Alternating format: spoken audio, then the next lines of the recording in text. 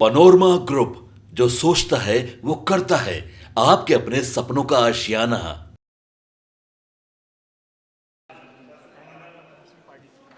पालन और डेयरी विभाग के लिए वर्ष 2024-25 के बजट में अनुदान की मांग पर अपने विचार को प्रस्तुत करने के लिए आपके समक्ष खड़ा हुआ हूं। यह विभाग हमारे देश के ग्रामीण अर्थव्यवस्था का एक मजबूत स्तंभ है, महत्वपूर्ण स्तंभ है।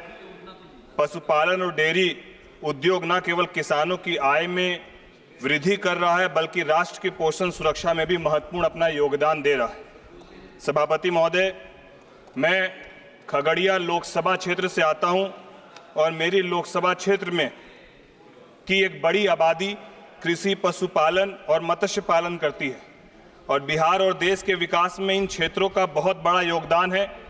इस क्षेत्र के बेहतर विकास के लिए सरकार ने डिपार्टमेंट ऑफ फिशरीज को 2616 करोड़ और department of animal husbandry and dairy को 4521 करोड़ रुपए दिए हैं। ये हमारे लिए गर्व का विषय है कि इतने महत्वपूर्ण मंत्रालय की जिम्मेदारी हमारे ही बिहार के अभिभावक आदरणीय राजीव रंजन सिंह जी को दी गई। इसके लिए मैं हमारे प्रधानमंत्री जी का भी धन्यवाद करता हूं। इस बजट में कई महत्वपूर्ण योजनाएं और परियोजनाओं के लिए वित्तीय प्रावधान किए गए हैं। Livestock health and disease control programme के लिए 2465 करोड़ रुपए का प्रावधान है, जो राज्य सरकारों को टिकाऊ पशु स्वास्थ्य सुनिश्चित करने के लिए केंद्र सहायता प्रदान करेगा। इंफ्रास्ट्रक्चर डेवलपमेंट फंड के तहत 370 करोड़ रुपए का प्रावधान है, जो दूध के प्रोसेसिंग और चिलिंग इंफ्रास्ट्रक्चर और गांव स्तर पर मिल्क एडल्ट्रेशन टेस्टिंग उपकरणों के लिए है। राष्ट्र गोकुल मिशन के तहत 700 करोड़ रुपए का प्रावधान है, जिसका उद्देश्य देसी नस्लों के संरक्षण और विकास को वैज्ञानिक और समग्र तरीके से करना है।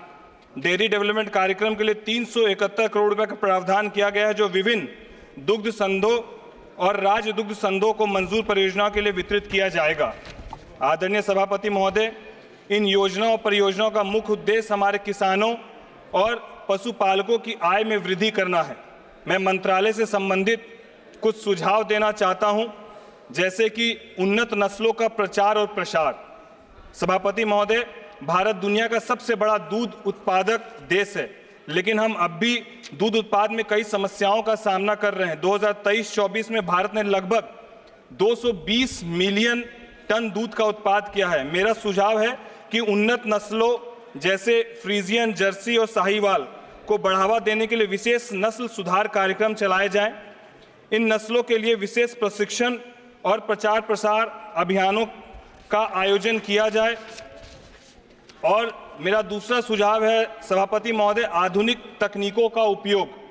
हाल ही में भारत में दूध उत्पादन के स्वचालित उपकरणों की कमी का सामना देखा गया है। केवल 20% दूध उत्पादक की स्वचालित दूध निकालने की मशीनों का उपयोग कर रहे हैं, जबकि अन्य 80% पारंपरिक विधियों पर निर्भर अब भी हैं। सरकार को स्वचालित दूध निकालने की मशीनों, दूध परीक्षण उपकरणों और अन्य आधुनिक तकनीकों की सब्सिडी प्रदान करनी चाहिए। इसके लिए एक विशेष योजना की शुरुआत की जाए, जिससे छोटे किसानों को भी इन उपकरणों की पहुंच सुनिश्चित हो सके।